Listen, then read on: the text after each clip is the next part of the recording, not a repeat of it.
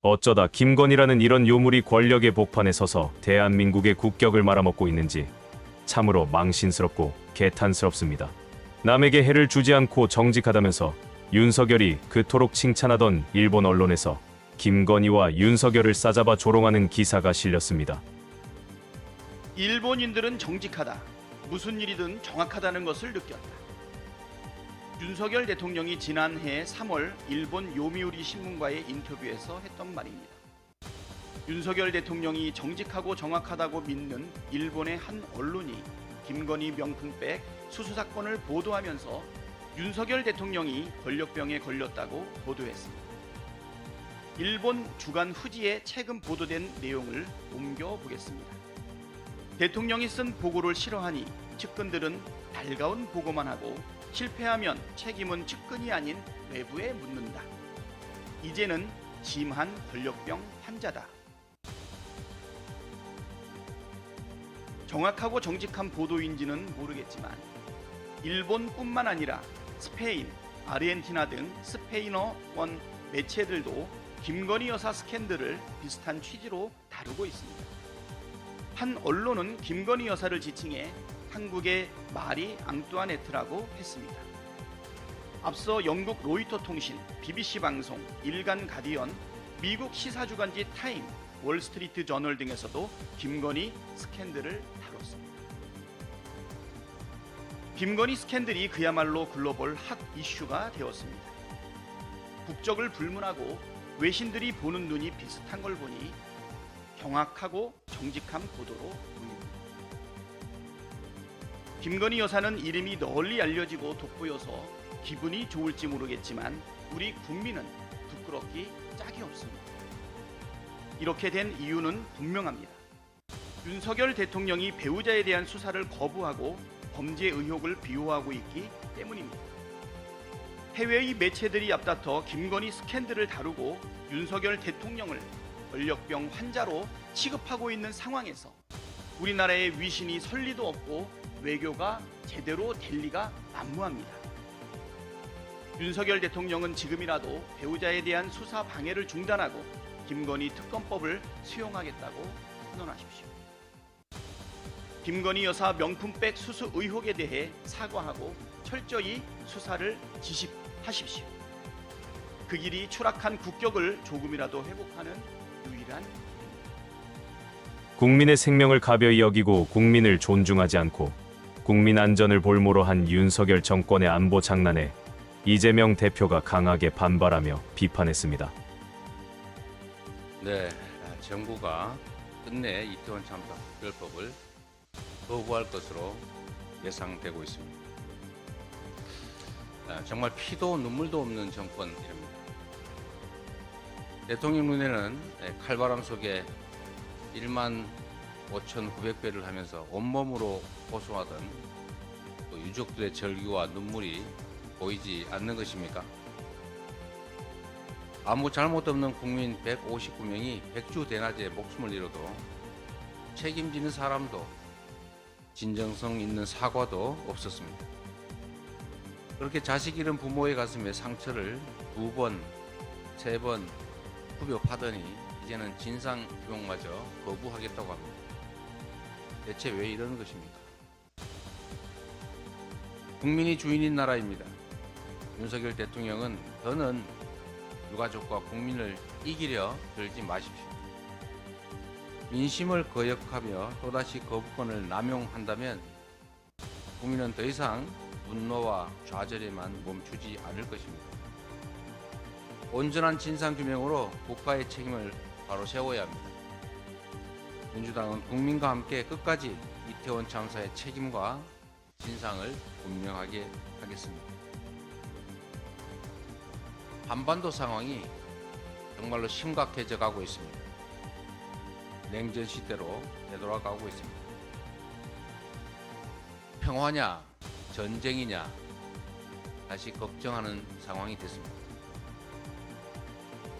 북한이 서해상으로 순항미사일을 쏜 지 나흘 만에 또 순항미사일을 발사했습니다. 북한의 무력 도발을 국민과 함께 강력하게 규탄합니다. 이거는 해결 방안이 되지 못합니다. 한반도의 긴장이 격화되는 것은 모두에게 손실입니다. 이런 가운데 신원식 국방장관이 개인 의견이라면서 우크라이나 전면 지원 발언을 해서 러시아의 공개적인 반발을 불러왔습니다. 한 나라의 국방수장에게 개인 의견이 어디 있습니까? 전쟁을 전쟁 놀이로 생각하는 것 아닙니까 혹시? 한반도 상황은 그야말로 일촉즉발의 살얼음판이 돼가고 있습니다.